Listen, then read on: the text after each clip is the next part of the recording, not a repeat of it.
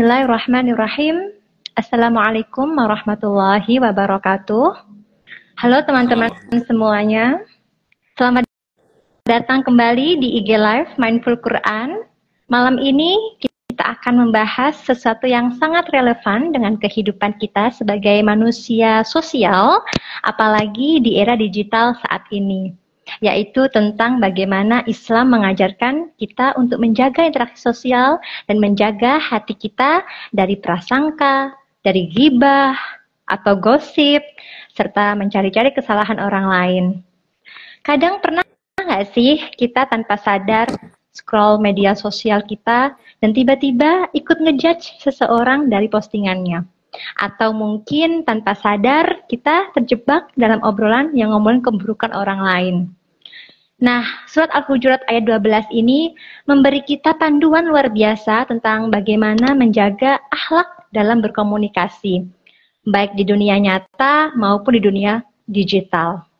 Malam ini kita tidak sendiri, kita akan belajar, berdiskusi, menyelami makna, mendalami dari ayat ini, memahami dampaknya dalam kehidupan kita, dan mencari cara untuk lebih mindful dalam bermedia sosial dan juga berinteraksi dengan orang lain. Bersama narasumber spesial kita, yaitu Mas Azam. Mas Azam, Assalamualaikum warahmatullahi wabarakatuh, Mas Azam. Assalamualaikum warahmatullahi wabarakatuh, Mbak Novi. Mas Azam, terima kasih sekali sudah bersedia untuk datang dan di tengah-tengah kami semua untuk memberikan ilmunya dan juga pengalamannya nanti. Terima kasih sekali. Ya, terima kasih, saya senang, bahagia ikut bisa berkontribusi ya di Madrasah Tuna ini. Semoga menjadi ajang untuk sharing sesuatu yang bermanfaat, terutama buat saya sendiri dan untuk teman-teman yang lain juga. Terima kasih banyak, Mbak Novi. Terima kasih.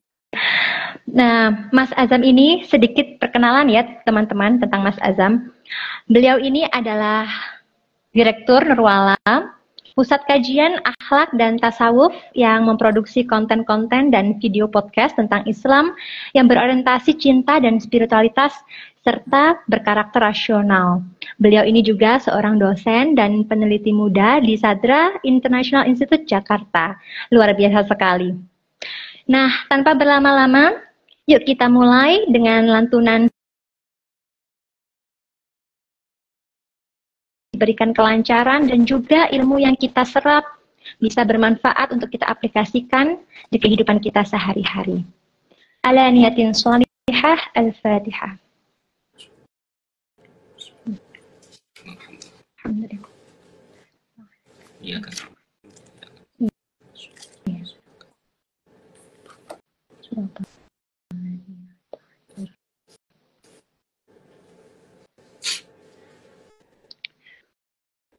Jadi teman-teman, mari kita siapkan hati dan pikiran. Teman-teman juga bisa ajak circle-nya atau sahabatnya atau keluarganya. Dan mari kita tadabbur bersama ayat ini. Jangan lupa jika ada pertanyaan atau refleksi, langsung tulis di kolom komentar ya. Baik, langsung saja kita sambut narasumber kita. Kepada Mas Azam, kami persilahkan untuk sharing inspirasi dan tadabbur dari surat Al-Hujurat ayat 12 ini. Ya, saya mulai dengan salam lagi. Assalamualaikum warahmatullahi wabarakatuh.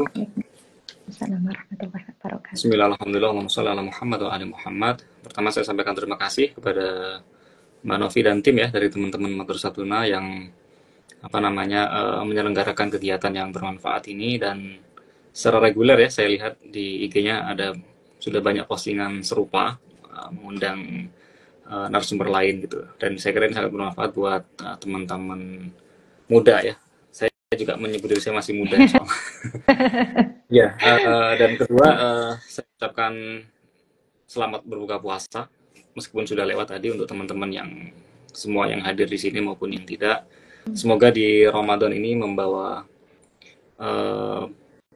perubahan kita menuju pribadi yang lebih baik, dan semoga ini menjadi salah satu cara kita untuk mengambil satu sisi ibadah di bulan ini dengan cara tadabbur Al-Quran ya, mempelajari Al-Quran bukan sekedar membaca lafadznya, dan itu tentu itu baik ya, tapi lebih dari itu adalah kita harus mencoba menggali maknanya.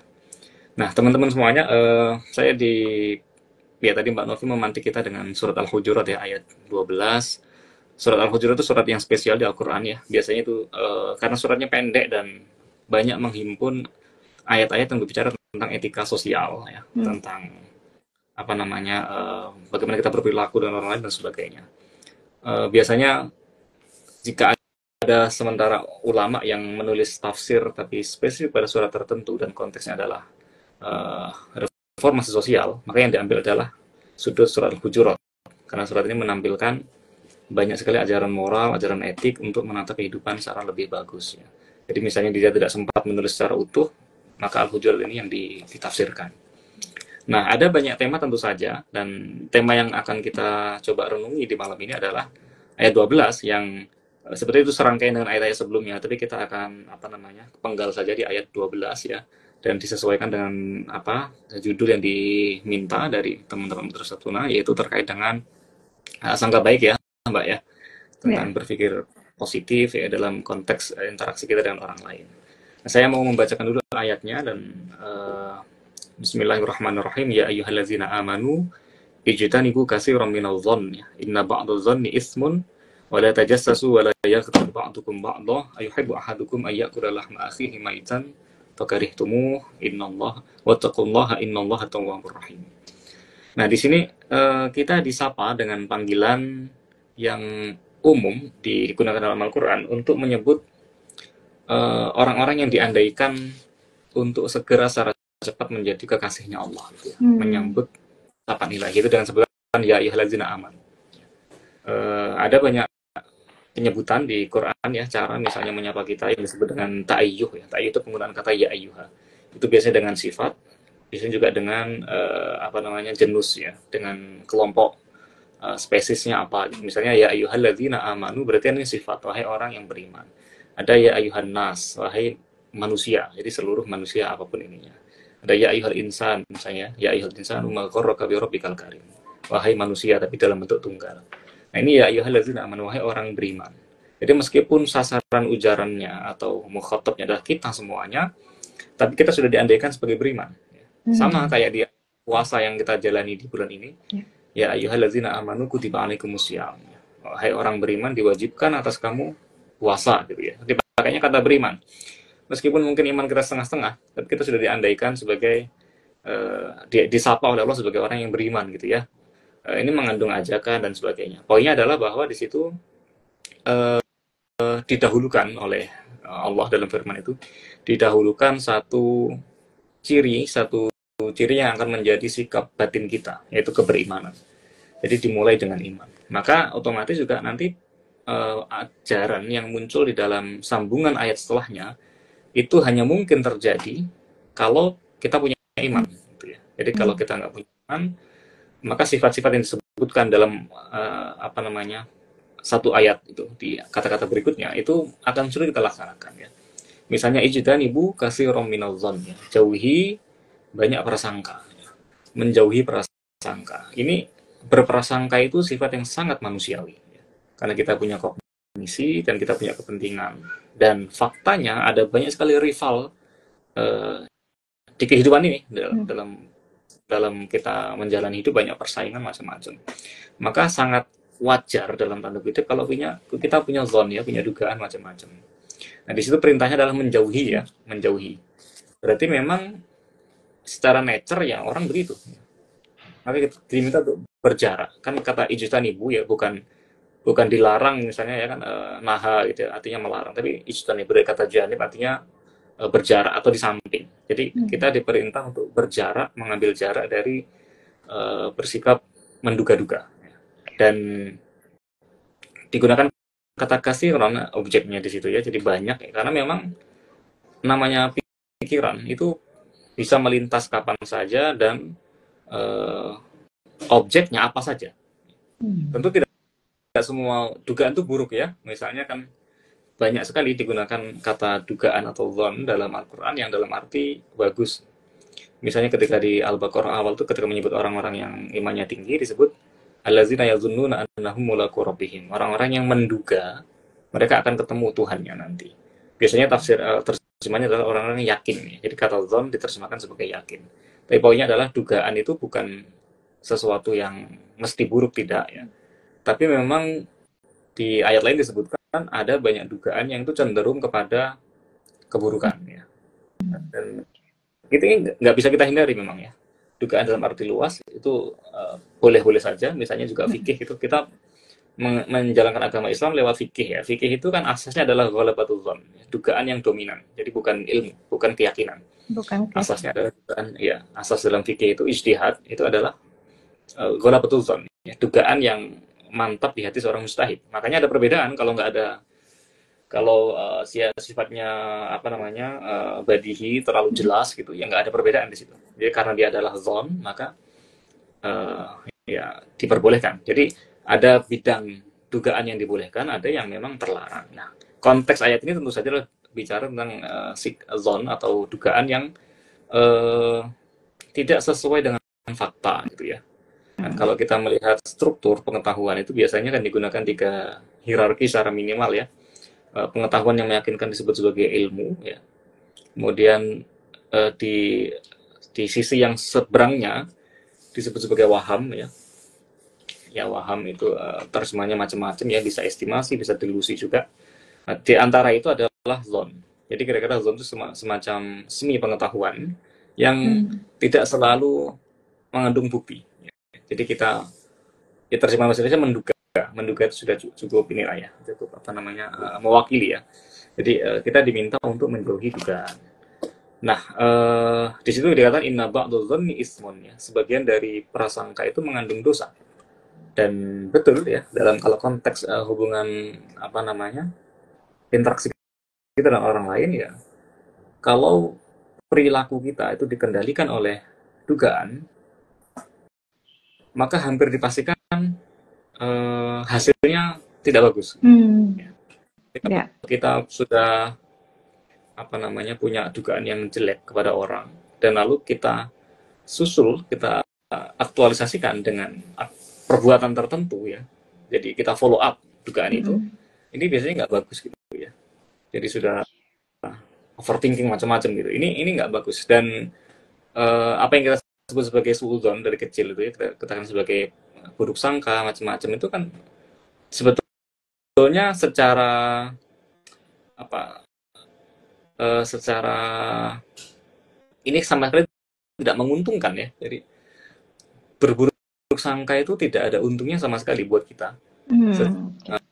Ya kalau misalnya kita pakai aksiologis gitu ya, jadi misalnya kalau kita misalnya menjalankan hidup asasnya adalah untung tidak untung, sesungguhnya berburuk sangka itu nggak ada untungnya gitu. Ya, jadi buruk sangka itu pertama sudah pasti munculnya ada yang dominan adalah persepsi kita tentang subjek, tentang orang lain, yang didominasi oleh tadi dugaan atau prasangka kita yang tidak terkonfirmasi biasanya. Sesuai dengan fakta ya Mas ya? Tidak terkonfirmasi dengan fakta. Pertama dia mengganggu hati kita. Biasanya kalau dugaan itu kan seringkali kita nggak tenang gitu ya. Dan celakanya ini nanti dimintai pertanggungjawaban gitu. Jadi sudah ganggu pikiran, membuat kita nggak selamat juga di akhirat. Jadi double rugi 2 kali gitu ya. Jadi pikiran kita buruk, kita ketakutan, was-was macam-macam sama orang lain. Tapi juga ini ditagih oleh Allah ketika orang yang menjadi korban dari dugaan kita itu ternyata tidak seperti itu. Jadi kan perintahnya itu kan kita diperintah untuk husnudzon gitu ya, berbaik sangka. Nah Allah nanti di akhirat tidak menanyakan, tidak bertanya seberapa jauh Anda husnudzon, tapi yang ditagih seberapa kita suudzon. Jadi akan dimintai pertanggungjawaban gitu ya. Jadi sudah tidak terkonfirmasi ya, besar nggak terkonfirmasi, kita ditagih lagi. Jadi kan rugi 2 kali dan mengganggu kehidupan kita ya, karena pikiran kita penuh sesak dengan orang lain sesuai citra yang kita bangun dalam diri kita sendiri, bukan sebagaimana adanya dia. Nah sebetulnya cara untuk berjarak tadi ya, ijtinab atau menjauh dari zon dalam konteks yang buruk ini dulu sudah pernah diajarkan oleh Ibnu Arabi misalnya. Sebetulnya simpel, itu hanya dengan cara mengubah sudut pandang. Ya, misalnya begini, kita melihat ini dalam konteks dulu kan ketika politik tidak bagus-bagus ya, tidak sedang baik-baik aja gitu ya. kalau kita melihat seorang ulama, seorang alim, kemudian ngumpul ya dengan satu forum dengan penguasa yang tiran, ya, biasanya secara serempak ya, kita akan mengatakan, oh ini ulama penjilat. Ini yang segera muncul gitu ya, mudah gitu untuk memberikan judgement. Padahal kalau Ibn ya digeser saja gitu ya, digeser saja. Jadi jangan dilihat ulamanya yang dekat kepada orang-orang yang jahat, tapi sebaliknya ini orang-orang jahat yang berusaha mendekat kepada ulama. Jadi sebagai sebuah fenomena tidak ada yang berubah. Cuma cara pandangnya itu ya. Cara pandang kita, cita yang kita bangun dalam diri kita itu yang berubah. Kalau kita berpikir bahwa ulamanya penjilat, ternyata dia tidak penjilat, maka ditagih kita berdosa. Tapi kalau ternyata dia memang penjilat dan kita husnudzon, kita dapat pahala masih. Jadi artinya kalau ada satu dan ya kan seringkali kalau kita diajarkan kalau melihat orang beriman berbuat kesalahan, carikan sedemikian rupa alasan sehingga membuat kita memaklumi dia. Jadi kita diperintahkan untuk mencari-cari alasan supaya keberatan hati kita tadi dalam melihat dia berbuat salah itu bisa memaklumi. Mungkin dia khilaf, mungkin dan sebagainya. Jadi poinnya adalah mencoba sedapat mungkin untuk mengambil sikap sudut pandang yang positif dalam melihat orang lain. Dan itu ya harus kita tadi memilih di antara berbagai zone atau dugaan yang ada, jadi kita tempatkan di posisi yang mana. Gitu ya. Jadi itu yang jadi lebih pada soal sudut pandang. Dan saya kira kalau ini kelihatannya simpel ya, meskipun memang sulit ya, karena apalagi kita didominasi oleh kebencian macam-macam ya. Jadi poinnya adalah di situ. Jadi ajaran Quran menekankan kita untuk memilih sudut pandang yang sifatnya positif dalam memandang orang lain ya. Tentu dengan tetap rasional ya. Kalau misalnya kita sedang di perjalanan naik fasilitas umum ya, bukan berarti kita khusnudzon pada semua orang terus kita sembrono dalam tidak menjaga barang kita, itu juga kesalahan. Tentu bukan itu maksudnya. Tawakal itu kan ada konsepnya sendiri. Tapi poinnya adalah dalam melihat orang kita mencoba mendahulukan asas berpikir positif ya, secara baik. Kemudian di lanjutan ayat tadi itu wala tajassasu ya. Kita dilarang untuk menguntit. Ini tamparan buat kita sebetulnya. Di era medsos ini kan memang stalking. Nah, itu enak gitu. Mas. Iya, jadi konteks di era digital itu. Iya. Jadi ini memang barangkali ayat ini saya nggak tahu di zaman Nabi dulu itu kan tajassus untuk mencari-cari aib orang itu kan mungkin masih dari mengintip, kemudian menyebarkan dari kanan kiri sampai gitu. Nggak usah. Sama sekarang kan lebih tersedia secara luar biasa banyak gitu ya, dan kita disuguhkan tiap hari. Betul. Dan meskipun ini menjadi normal ya dalam tanda kutip, saya kira kita nggak boleh membenarkan itu ya. Jadi tetap kita harus punya sikap bahwa menurut agama ini secara moral tidak benar. Gitu ya. Secara moral tidak benar. Dan kalau memang konteksnya kita adalah ingin memberikan satu kontrol sosial ya, jadi ingin memberikan satu rem ya buat biar orang-orang ini nggak berlaku jahat. Itu sebenarnya ada tugas bagi orang tersendiri ya. Tentu bukan di level kita sebagai masyarakat umum gitu ya. Pokoknya adalah kita selama ini lebih sebagai penikmat ya, penikmat aib orang yang dijadikan infotainment. Dan kalaupun mungkin nggak terhindarkan, menurut saya kita tetap harus memandang sebagai sesuatu yang sifatnya salah. Jadi bukan membenarkan ya. Satu kemaksiatan yang kita lakukan ya, dengan tetap mengakui itu salah, lalu kita istighfar itu masih lebih baik tentu saja dibanding kita membenarkan, menormalisasi sesuatu yang tidak benar gitu ya.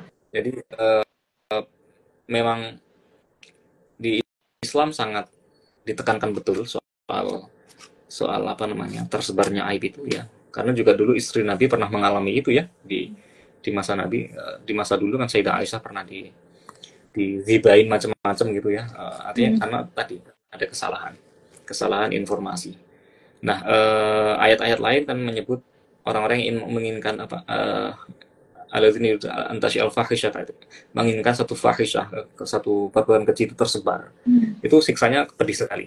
Jadi memang sebisa mungkin saat tidak terhindarkan lewat di beranda kita, misalnya di timeline kita ada satu tontonan yang menyajikan aib orang, dan kita nggak skip langsung, masih kita tonton, kita lihat, ya tetap hati harus menyangkal ya, sebagai bentuk protes kita ya. Jadi saya ingin menekankan bahwa di sini tetap kita harus menyangkal itu, karena tajassus tadi itu bagian dari mencari-cari aib. Dan memangnya siapa yang nggak punya aib gitu ya, dan semua orang pasti ada, termasuk kita juga gitu. Jadi saat di posisi itu juga pasti kita tidak nyaman ya. Begitu juga orang lain. Kalau ada orang yang merasa nyaman dengan mengekspos aib dia, yaitu urusan dia dengan Tuhan. Bukan berarti kita membenarkannya gitu. Jadi ini penting sekali, tajassus atau mencari-cari aib, ya tadi mengorek-ngorek keburukan orang itu harus sebisa mungkin dihindari. Ini kan sangat relate banget dengan perilaku. Ya ini menjadi satu etik dalam bermedsos saya kira ya. Medsos ya. Kemudian wala yaktab atau dilarang ghibah. Ghibah ini malah sudah menjadi semacam kata kunci yang apa ya? Kayak sudah normal gitu loh, Mas. Iya, iya. Ya, sebetulnya itu mungkin cara kita untuk menertawakan diri sendiri sebetulnya ya, karena terlalu umum kayak, jadi ghibah itu kayak sampai nilai sakral, nilai buruknya itu kayak menjadi berkurang karena saking seringnya gitu ya. Dan ini juga kita perlu hati-hati. Ghibah itu apa saja sebetulnya kita membicarakan orang lain, apa saja konteksnya, entah itu urusan agama, fisik, sifat dan sebagainya, yang kalau dia tahu dia nggak suka. Memang dulu ada sekelompok ulama, kalau kita baca Ihya Imam Ghazali itu, yang membatasi ghibah boleh dalam perkara yang sifatnya terkait agama. Misalnya pencuri. Orang yang mencuri itu kan melanggar syariat Tuhan gitu ya. Maka kita ghibah pencuri boleh. Tapi mayoritas ulama mengatakan enggak. Ini ghibah itu berlaku dalam apa saja, termasuk karakter. Jadi pokoknya kalau orang tuh nggak senang diomongin, ya, berarti itu ghibah. Ya. Termasuk misalnya yang tadi tajassus, kalau kita ada sekelompok orang ngobrol, terus sebenarnya mereka nggak ingin kita dengar, terus kita deket-deket itu juga bagian dari ya sebelum ghibah tadi tajassus itu. Jadi ini yang hal-hal yang semacam sepele gitu, tapi sering kita lakukan. Ghibah ini tidak bergizi tentu saja ya, dan apa namanya, di ayat itu diumpamakan seperti orang yang makan mayat saudaranya. Ya, kita kalau melihat bangkai kita kan jijik gitu. Nah, tadi dikatakan kalau kita ghibah itu seperti seolah kita makan dari apa namanya, bangkai saudara kita, dan pasti kita nggak mau. Maka kalau kita bercermin kepada ulama-ulama tasawuf, biasanya ghibah itu dimasukkan sebagai salah satu hal yang membatalkan puasa. Ya, jadi batal dalam arti ya batal meskipun tidak harus qadha ya. Maksudnya kan ada ulama yang melihat bahwa antara sah dengan pahala itu beda. Jadi puasa tetap sah dengan ghibah macam-macam, tapi kita nggak dapat pahala. Meskipun juga apa artinya juga gitu ya, kan aneh juga sebetulnya, ngapain juga ngelakuin macam-macam gitu, lapar seharian hanya apa-apa gitu. Lapar aja ya. Sementara ulama misalnya kayak di tasawuf terutama, atau juga sebagian ahli fikih Syafi'i itu memasukkan ghibah sebagai kategori yang membatalkan puasa, meskipun batal di situ tidak harus punya implikasi qadha. Jadi bukan harus diganti. Tapi poinnya adalah ya kita tidak puasa. Dan kalau kita mereduksi ibadah puasa itu hanya kepada makan, minum, hubungan sama istri, sama hal-hal tertentu yang dibahas dalam fikih, ya memang itu menjadi kurang, mohon maaf ya, kurang basah gitu ya. Jadi kurang menyentuh hati dalam kita. Menjelang berbuka misalnya kita balas dendam gitu ya dengan kuliner dan sebagainya. Ini kan spirit puasa sebagai imsak, menahan diri, menjadi tidak ada. Menahan diri dari ghibah ya. Misalnya berpikir bahwa pas puasa jam pagi sampai sore gak boleh ghibah, nanti setelah taraweh wes jor-joran sudah. Ya ini ya cara beragama yang tidak tepat, karena muncul dari paradigma, dari cara pandang yang tidak tepat dalam agama. Jadi seolah antara zahir dan batin itu terpisah. Ada segregasi, padahal harusnya nyambung. Jadi ghibah dan sebagainya itu sangat apa ya, sangat dilarang ya, dan diumpamakan seperti kita makan bangkai saudara sendiri. Kemudian perintahnya bertakwalah kepada Allah, ya, takwa dan berarti kita melindungi diri kita, dan di situ menarik, innallaha tawwabun rahim. Allah itu maha penerima taubat dan maha penyayang. Coba kita kembali ke depan tadi, ya ayyuhalladzina aman. Tadi saya sampaikan bahwa sapaan beriman itu adalah sapaan untuk mendorong, menstimulasi kita supaya kita lebih terdorong dalam menjalankan tadi, menghindari zon dan sebagainya. Artinya apa? Kalau sudah terlanjur kita buruk sangka, kemudian tajassus, ya, mencari aib orang, kemudian riba dan sebagainya, meskipun itu dosa, ya, tapi jangan lupa Allah itu di atas segalanya. Itu maha penerima taubat dan maha mengampuni. Ya. Jadi jangan sampai misalnya cara pandang kita tentang Tuhan bergeser ke satu sikap yang keliru. Misalnya begini, karena sudah berlumur dosa, terus berpikir Tuhan tidak akan mengampuni. Itu kesalahan. Itu satu kesalahan. Karena suudzon, ya, kepada Allah, itu termasuk min akbaril kabair, termasuk dosa yang paling besar. Ya. Termasuk dosa yang besar adalah saat kita tidak yakin Allah akan mengampuni kita. Ini dosa besar. Sebetulnya segala pengetahuan kita tentang Tuhan itu sifatnya zon, dugaan. Dan setiap orang punya dugaan sendiri tentang Tuhan. Jadi poinnya ada dalam konteks ini bahwa Allah menyebut diri sebagai Tawwab, maha penerima taubat. Jadi kalau kita kembali kepadanya, dia pasti menerima. Sahabat itu artinya kan kembali gitu ya. Dan kalau Mbak Novi perhatikan, ayat-ayat tentang taubat itu biasanya dimulai dengan Allah dulu, ya, bukan kita, ya. Sumataballahu alaihim liyatubu, ya. Jadi Allah menaubatkan kita sehingga kita taubat. Jadi kita dipanggil duluan sebetulnya. Jadi bukan nggak perlu GR kok. Saya sudah berusaha, saya taubat. Bukan. Jadi kita, orang yang taubat itu memang dipanggil, punya kesempatan sehingga dia bertaubat. Jadi Allah yang kemampuan untuk taubat. Ya. Jadi taubat itu satu karunia juga, ya. Jadi bukan, tidak sepenuhnya hasil kita. Tentu nggak ada yang sepenuhnya dari kita. Tapi poinnya adalah, saya ingin sampaikan bahwa kalau kita teliti ayat-ayat Al-Quran itu biasanya cenderung menghubungkan kata taubat yang dilakukan oleh seorang hamba itu selalu dimulai dengan Allah dulu yang membuat dia bertaubat, maka dia taubat. Jadi kalau, undangan, ya Mas, ya, undangan dari Allah sebenarnya. Dikondisikan untuk bertaubat oleh Allah, maka kita bisa bertaubat. Ya. Artinya tadi dipanggil, sudah di depan dipanggil beriman, ya, jadi punya nilai lebih, dan meskipun iman kita mungkin setengah-setengah atau bahkan kurang dari itu, tapi sudah ya dipuji-puji gitu ya sebagai beriman. Maka dipanggil lagi dengan taubat. Nah, kita taubat. Dan kalau kita sudah menjalankan taubat itu, ya Allah pengampun, Allah penyayang, dan itu adalah sifat yang dominan yang muncul dalam basmalah di semua surat Al-Quran. Jadi Allah Maha Pengasih harus menjadi satu cara pandang kita, menjadi satu prinsip yang membuat kita yakin, seyakin-yakinnya bahwa Allah akan mengampuni kita, menyayangi kita, dan seterusnya. Dilepas dari segala dosa yang tadi kita mencoba menghindar, kalau sudah terlanjur kita tetap harus yakin bahwa Allah akan mengampuni kita. Nah, terutama sekarang misalnya di bulan Ramadan yang secara tradisi melalui berbagai informasi atau berbagai riwayat, ya, dalam agama, bulan ini kan bulan yang semacam diobral gitu, ya. Jadi amalia sepele pahalanya banyak, gitu, macam-macam, ya. Jadi mari kita, saya mengajak, ya, untuk lebih meningkatkan keyakinan akan keluasan kasihnya Allah yang tanpa batas dan kemudahan dalam ampunan, ya. Karena doa yang diajarkan oleh Nabi kepada istri beliau, Sayyidah Aisyah, itu kan Sayyidah Aisyah pernah nanya, misalnya di satu malam tuh saya ketemu Lailatul Qadar, gitu.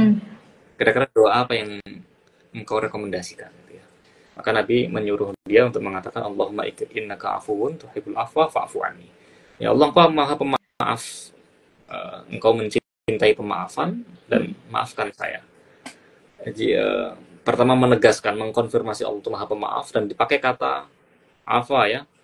Afa itu dalam bahasa Arab artinya adalah luruh sebetulnya, ya. Jadi kalau ada debu di atas batu, terus kita siram itu kan hilang, ya. Itu bahasa Arabnya afa al-asaru, jadi jejaknya hilang. Artinya ketika Allah mengampuni, kita minta ampunan dengan kata afwa, ya, bukan dengan kata ghufron, itu betul-betul nggak tersisa, gitu.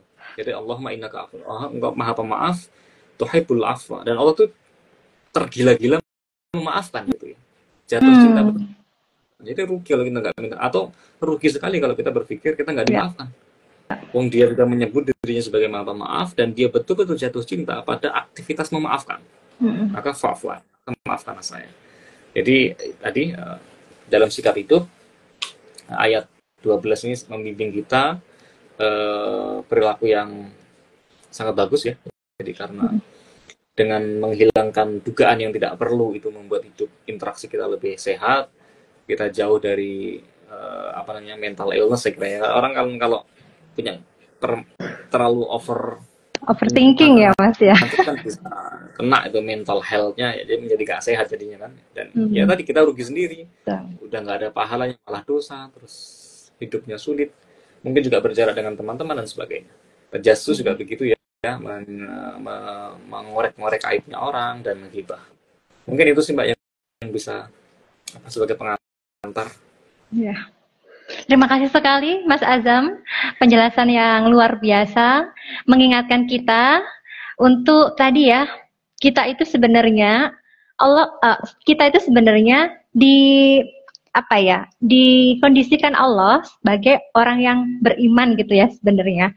Tapi ya gitu, karena kita itu punya elemen-elemen lain dalam diri kita, yaitu elemen yang mungkin kesetanan kita ataupun kehewanan kita gitu, yang itu menjauhkan diri kita dari tadi kategori keimanan gitu. Tapi sebenarnya kita itu dikondisikan Allah sebagai orang yang beriman, sehingga sikap dari orang beriman ya kita harus menjauhi dari karakter-karakter yang disebutkan tadi Mas Azam. Itu luar biasa sekali Mas Azam. Nah, kita akan masuk ke sesi tanya jawab. Jadi teman-teman kalau ada pertanyaan ataupun refleksi dari teman-teman bisa ditulis di kolom komentar. Kita akan sharing bersama. Nah, satu pertanyaan nih Mas Azam dari saya gitu ya. Karena memang ini itu kan di era digital gitu ya. Dalam dunia digital informasi itu menyebar dengan cepat gitu. Nah, apakah kita itu benar-benar menyadari dampak dari membagikan berita atau komentar negatif tentang seseorang? Itu gimana tuh Mas? Jadi kita itu kan sering kali ya di era digital itu gampang sekali kita gibahin seseorang kayak gitu. Dan itu lebih potensinya, kemungkinan itu lebih besar daripada di dunia nyata. Nah, gimana cara kita bersikapnya? Ya, pertama sekarang kita harus menyadari bahwa teknologi itu bukan sekedar tools ya, bukan sekedar alat ya, tapi kita mengubah cara kita dalam berinteraksi. Dan penggunaan AI segala macam itu bukan sekedar alat. Dulu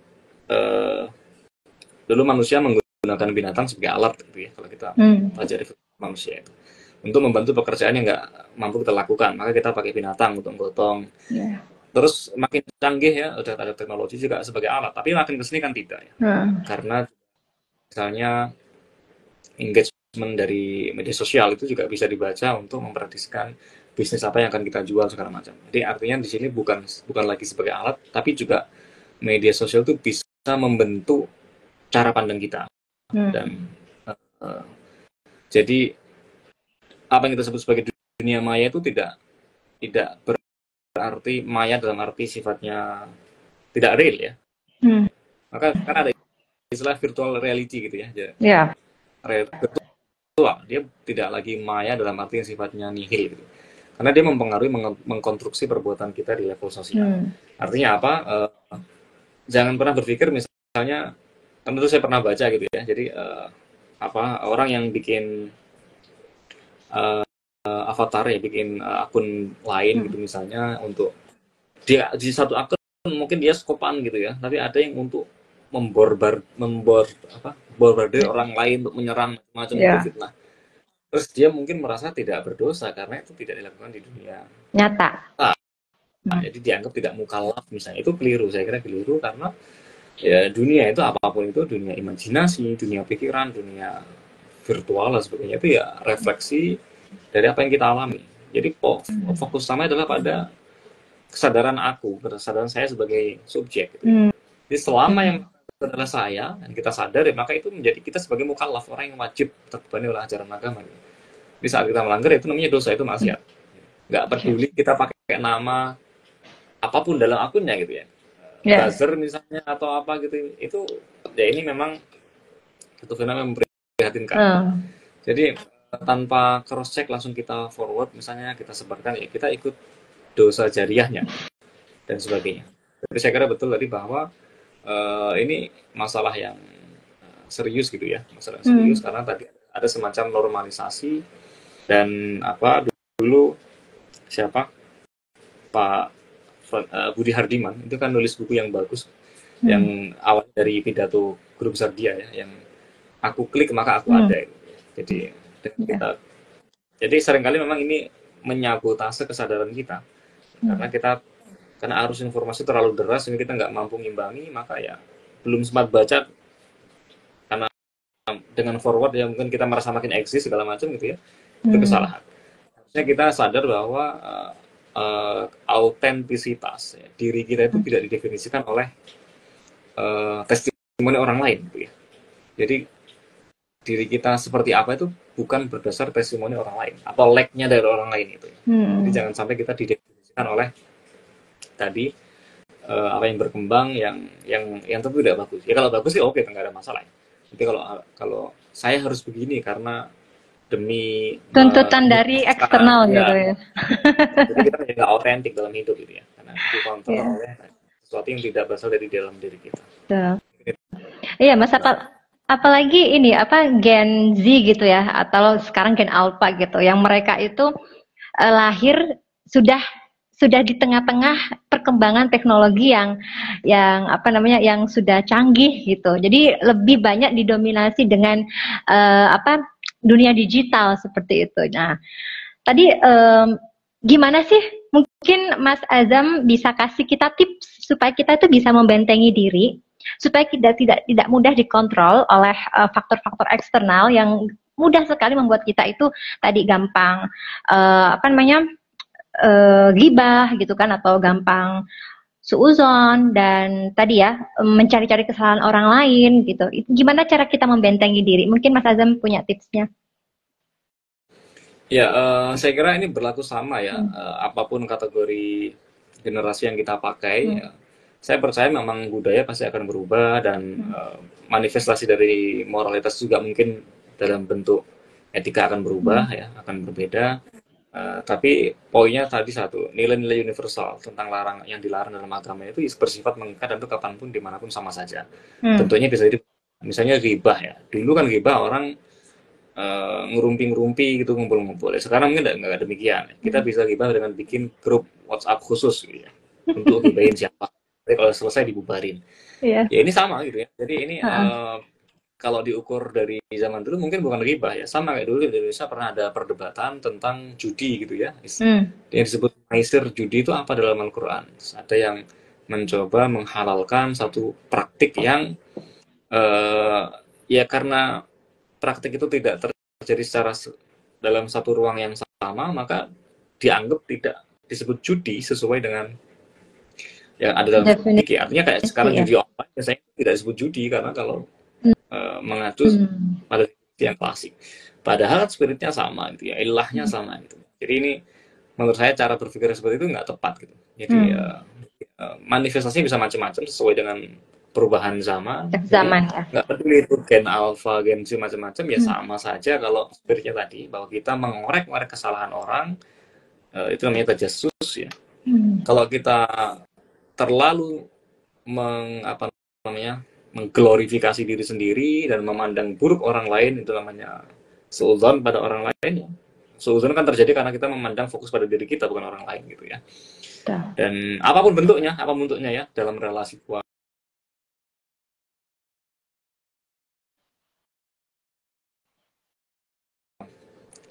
ghibah ya tadi yang dalam bentuk yang ketiga. Jadi bagaimana cara kita menghindari itu? Pertama saya kira kita harus tahu dulu esensinya apa gitu. Jadi esensinya yang saat kita tahu bahwa yang disebut sebagai dugaan tadi, kalau dia tidak sesuai fakta ya, dan lebih didominasi oleh apa namanya prejudice, ya, prejudice kita, maka itu kategorinya adalah zon yang tidak yang buruk gitu ya. Dan sarannya tadi tinggal kita ubah aja sudut pandang kita. Kita harus kritis, saya kira tipsnya kita harus kritis. Kita harus kritis dalam bukan hanya kepada orang lain, tapi juga kepada diri sendiri. Ya.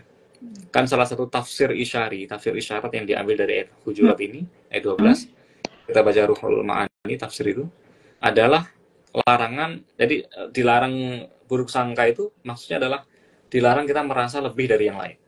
Ya. Jadi bukan dalam perilaku kita pada orang lain, tapi perilaku dalam diri.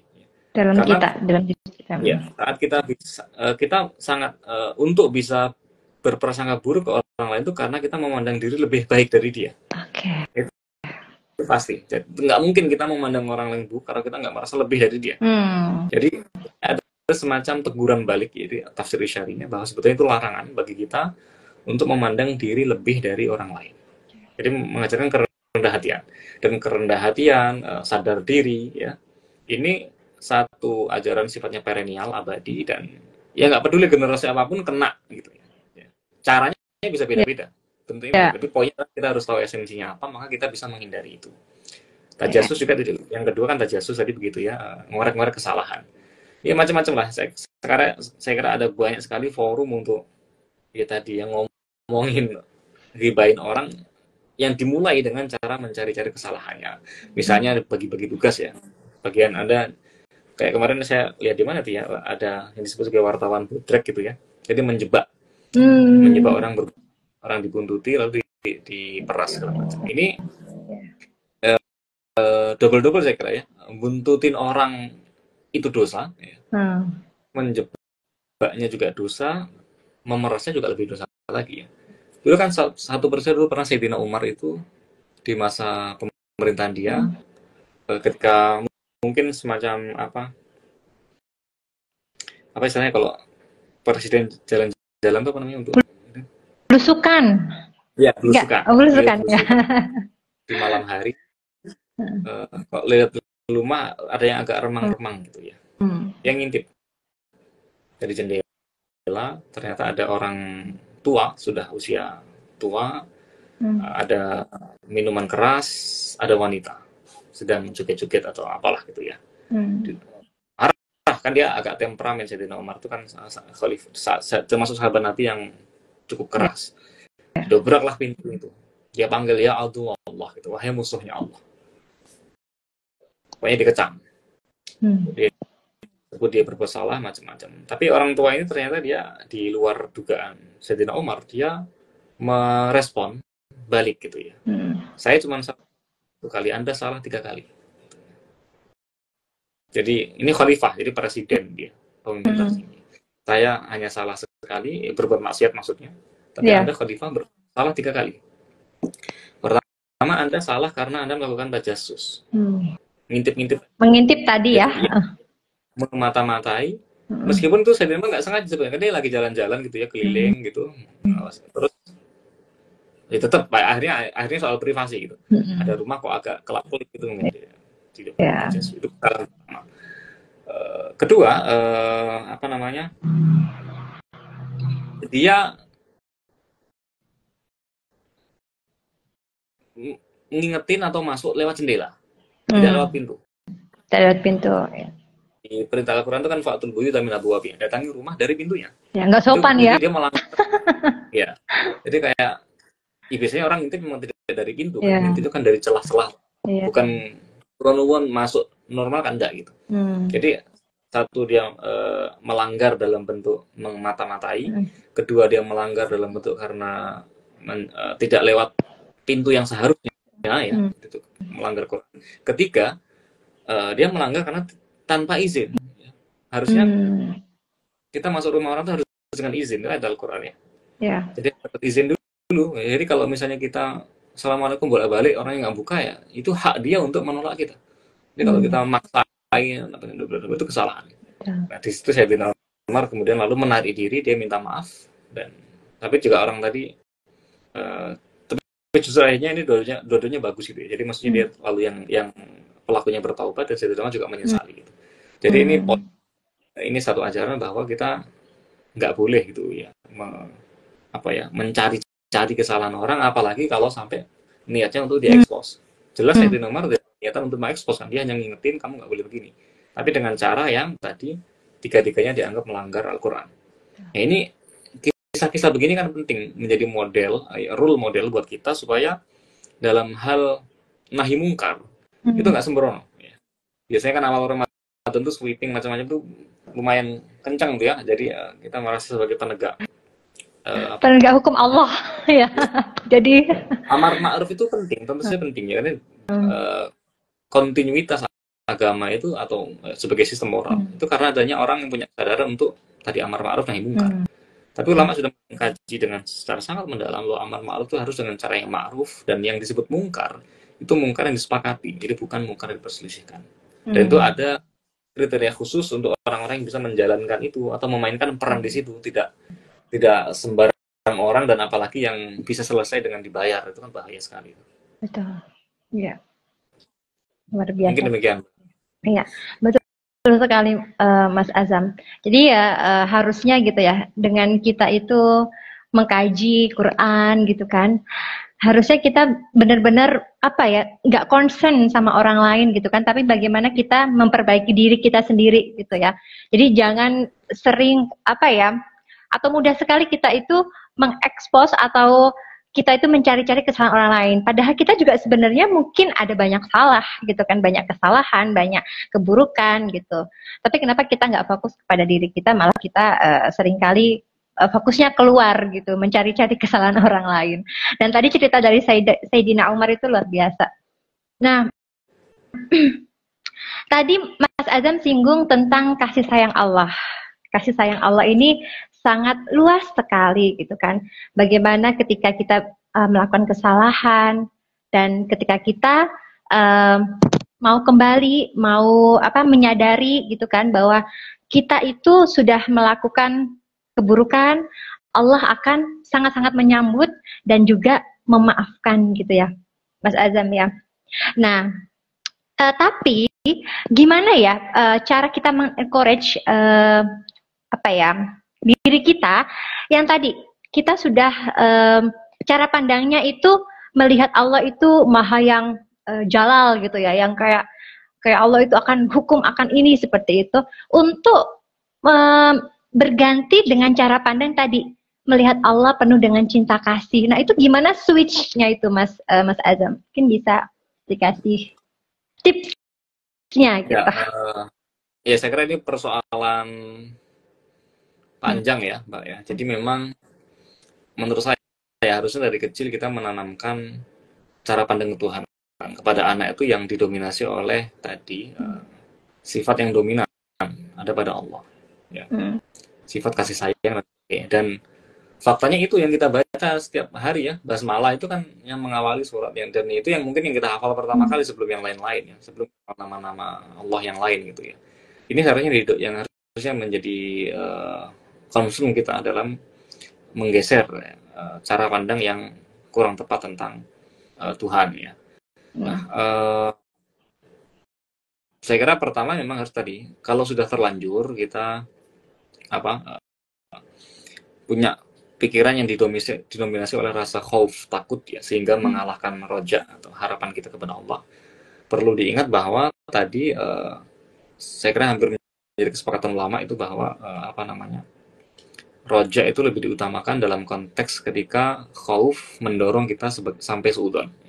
Jadi kalau rasa takut itu mendorong sampai tingkat suudzon, itu menjadi dosa besar. Jadi Allah nggak mungkin ngampuni, kayak gitu. Itu kata-kata pesimisme yang mengandung dosa besar, karena kita mengerdilkan keluasan ampunan Tuhan. Dan secara secara tekstual ya, yang dipilih oleh Allah juga semuanya mengandung kata cinta ya, tadi rahmah, kemudian nabi pun disebut sebagai yang selalu kita dengar kalau ceramah-ceramah itu Imam Arsalna illa rahmatan lil alamin gitu ya. Nabi adalah kan tidak ada sebagai hakim gitu ya. Ya, rahmah. Oh, ya sebenarnya rahmah gitu. Iya, betul. Ada peran-peran ketika dalam konflik misalnya ada keluarga yang mau cerai gitu ya, ada perintah dalam Al-Quran. Ini salah satu ayat yang konon jarang sekali diamalkan. Itu ada perintah fab'asu hakaman min ahlihi wa hakaman min ahliha. Kita diperintahkan untuk mencari juru penengah antara keluarga istri dan keluarga suami. Kalau ini udah ruwet minta ampun, dicari juru penengah yang akan menjadi apa, menjembatani untuk diskusinya. Hakam. Nah, hakam itu peran penengah yang memberikan satu penilaian. Itu juga dimiliki oleh Nabi, tapi tidak dipilih sebagai sifat khusus yang dengannya Allah mengutus Nabi. Jadi Allah memilih sifat rahmah. Wa ma arsalnaka illa rahmatan lil alamin. Kami tidak mengutusmu kecuali sebagai rahmat. Artinya Allah mendefinisikan dirinya ya, melalui nama-nama dengan memilih terutama dua nama, Rahman dan Rahim. Dua-duanya dari akar kata yang sama ya, yang mengandung makna cinta. Kemudian nabinya juga disebut nabi cinta gitu ya, nabinya. Di salah satu hadis lain kan Nabi menyebut diri sebagai rahmatun muhdad. Aku adalah rahmah yang dihadiahkan untuk kalian. Ya pantasnya kita GR gitu ya, karena Nabi Allahnya maha cinta, nabinya nabi cinta dan sebagainya. Kita juga berisi begitu. Dan tadi saya sebut tadi misalnya dalam kasus ketika kita berdosa macam-macam lalu kita bertaubat, itu sesungguhnya yang mengawali taubat adalah Allah, bukan kita ya. Jadi bahkan kepada Nabi juga begitu ya, di surat Taubah itu ya, laqad taballahu 'alal mu'minin. Laqad taballahu 'alan nabiyyi wal muhajirin, maaf. Allah yang membuat taubat Nabi dan orang-orang muhajir. Wal ansor itu ya. Saya lupa ya berapa itu. Artinya bukan karena kita terlalu baik lalu bertaubat, bukan, tapi Allah menarik kita untuk bertaubat sehingga kita bisa bertaubat. Jadi sudah terlalu banyak ajaran ya, teks-teks yang kan bahwa tadi yang dominan yang dikedepankan adalah soal prinsip cinta kasih, dan ini harus menjadi paradigma kita dalam beragama ya, supaya terjebak pada dan psikologi manusia ya, secara umum kan orang lebih cocok dengan cara pandang yang positif ya, melihat dunia secara positif ya, melihat orang lain secara positif dibanding yang penuh itu dugaan macam-macam.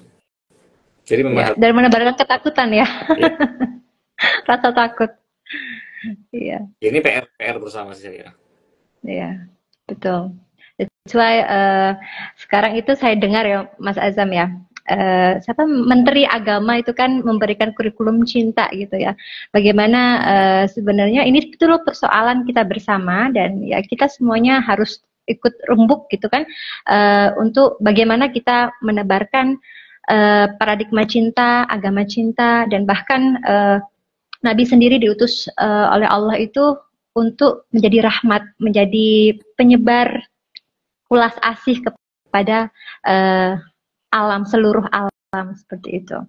Ya, luar biasa penjelasannya Mas Azam. Ini sudah hadir teman-teman kita, ada Mbak Prahestip, ada Mbak Devi.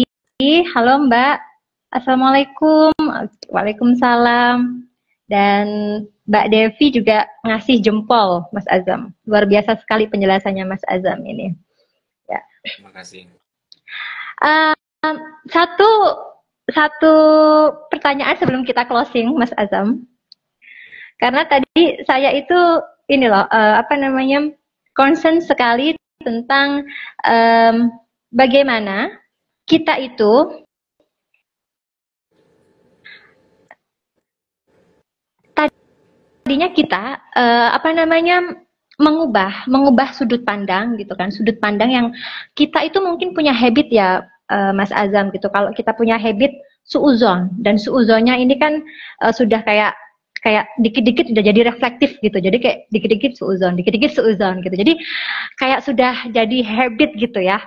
Nah, mungkin Mas Azam bisa kasih kita praktikal way-nya, secara praktisnya untuk supaya kita sudut pandangnya itu bisa berubah ke melihat sesuatu itu lebih positif, lebih husnuzon gitu, melihat apapun itu.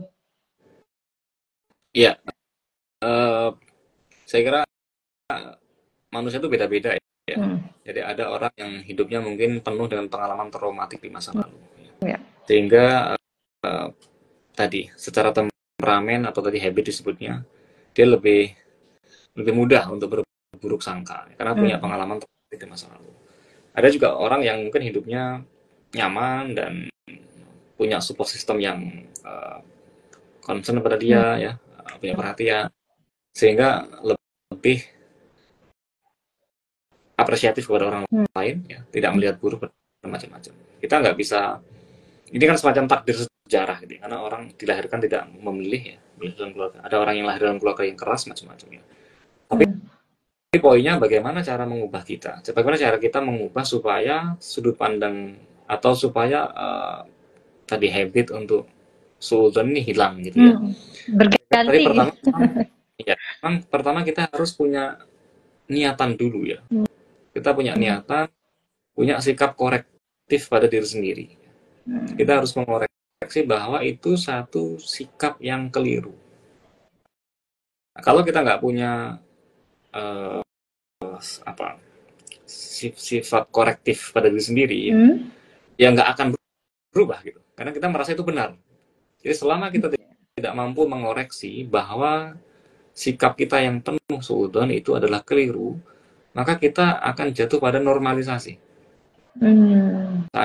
Benar-benar saja. Jadi pertama-tama syaratnya adalah kita harus mengoreksi ya. Ini sebelum bicara soal agama macam-macam, kita harus punya kemampuan korektif bahwa sifat saya yang demikian itu tidak benar dan tidak baik untuk diri saya.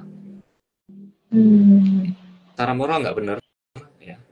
Kalau misalnya orang tidak begitu percaya agama, ya, tapi dia punya standar moralitas, ya dia harus akan tahu bahwa itu tidak benar. Di samping tidak menguntungkan, dan karena nggak menguntungkan dia atau bukan nggak menguntungkan, karena itu tidak baik buat saya, artinya tidak menguntungkan. Tadi kan seringkali kan overthinking itu kan membuat kita penuh rasa takut macam-macam ya, kan mungkin sampai dibagi ya. Dan sebetulnya triggernya adalah cara pandang kita yang buruk pada orang lain, bukan benar-benar ada orang yang buruk kepada kita. Mungkin karena di masa lalu. Jadi pertama-tama kita harus siap untuk mengoreksi diri bahwa ini satu sudut pandang yang keliru dan harus siap digeser. Ya. Caranya bagaimana? Tentu ya pelan-pelan ya. Orang bisa dengan meditasi, bisa dengan melatih, bisa mencari circle orang-orang yang support pada dia ya, yang bukan malah nambah masalah baru gitu ya. Jadi kalau ketemu orang-orang yang vibes-nya itu bikin jengkel atau apa ya, hindari gitu. Karena itu tidak membuat kita makin produktif. Dan dulu ulama mengajarkan yang lalu diadopsi di dalam ajaran Jawa itu yang apa itu ya, ilir-ilir itu ya, kan ada yang wong kang soleh kumpulono, itu kan sohbatus sholihin. Jadi bersama dengan orang-orang yang baik. Ya. Ini dalam bidang apapun. Jadi dalam pergaulan kita memilih, dalam rekan bisnis memilih yang baik. Ya. Kalau kita mau bisnis terus nyenggol-nyenggolnya ke orang-orang yang korup-korup atau maling itu ya kita nggak terhindarkan gitu ya. Nah, dulu kan sering ada ilustrasi dulu kalau temenan sama penjual parfum ya kita akan ketularan wangi dikit-dikit gitu. Jadi poinnya adalah kita mencari circle yang mendukung kita untuk perubahan diri. Karena kalau nggak akan sulit. Ya. Kalau ketemu temen yang ngompori kita untuk suudzon ya, atau nambahin bahan baru untuk ghibah ya, kita akan makin aktif di situ. Jadi perlu tadi meditasi atau apapun sebutannya ya. Artinya kita perlu refleksi secara mendalam dalam kesendirian kita, menimbang-nimbang betul ya, ini dampaknya apa. Maka ya kita bisa. Memang ini butuh proses. Saya kira dimulai dari Mbak Novi. Dimulai dari cara mengubah cara pandang, siap menerima kritik diri sendiri, bukan orang lain mengkritik kita sendiri, dan bahwa hidup kita masih panjang dan harus dijalani secara positif. Oke. Terima kasih untuk tipsnya tadi, Mas Azam. Jadi memang kita kadang-kadang harus ya punya waktu untuk mengoreksi diri, gitu ya, untuk bermuhasabah. Jadi bagaimana diri kita harus punya koreksi dan mengubah dengan tadi pilihlah circle yang positif, jangan yang tepat gitu, jangan mencari circle yang malah justru membuat kita tadi semakin suuzon, semakin ghibah, semakin mencari-cari kesalahan orang lain seperti itu ya. Terima kasih sekali Mas Azam. Dari Mbak Devi, Mas Azam, reframing bungkus tiap orang agar tidak hanya terjebak di suuzon thinking. Beliau berkomentar seperti itu. Ya, betul. Ya, terima kasih, Mbak Devi. Iya. Nah, ini penjelasan yang luar biasa sekali untuk teman-teman dan kita semuanya. Malam ini saya kira kita setelah mendapatkan begitu banyak hikmah dari tadabbur surat Al-Hujurat ayat 12 ini, kita bisa melihat di surat Al-Hujurat ini bukan hanya berbicara tentang interaksi sosial di dunia nyata, tapi tadi juga Mas Azam, tadi saya bertanya tentang bagaimana kita itu berinteraksi secara dunia digital gitu ya, karena memang kita, apalagi setiap orang sekarang ini sudah apa ya, nggak bisa jauh dari dunia digital seperti itu dengan kotak kecil gitu. Nah, tetapi juga sangat relevan dalam dunia digital. Media sosial seringkali menjadi tempat berkembangnya prasangka, gosip, dan pencarian kesalahan orang lain. Namun tadi penjelasan Mas Azam mengkonfirmasi bahwa Islam mengajarkan kita untuk selalu bersikap kritis, tidak mudah menilai orang lain gitu ya, dan juga serta menjaga akhlak dalam setiap interaksi, termasuk di dunia digital ataupun dunia nyata seperti itu. Terima kasih sekali Mas Azam yang sudah berbagi ilmu malam hari ini, dan tentu juga terima kasih kepada teman-teman yang sudah hadir dan sudah bergabung dan sudah memberikan komentar kritisnya. Nah, mari kita tutup Live kita dengan bacaan hamdalah. Alhamdulillahirabbil alamin. Terima kasih dan sampai jumpa di sesi Mindful Quran berikutnya. Jangan lupa follow akun Madrasatuna untuk update program lainnya. Terima kasih dan saya akhiri. Assalamualaikum warahmatullahi wabarakatuh. Terima kasih Mas Azam dan teman-teman. Waalaikumsalam warahmatullahi wabarakatuh. Terima kasih Mbak Novi dan teman-teman semuanya.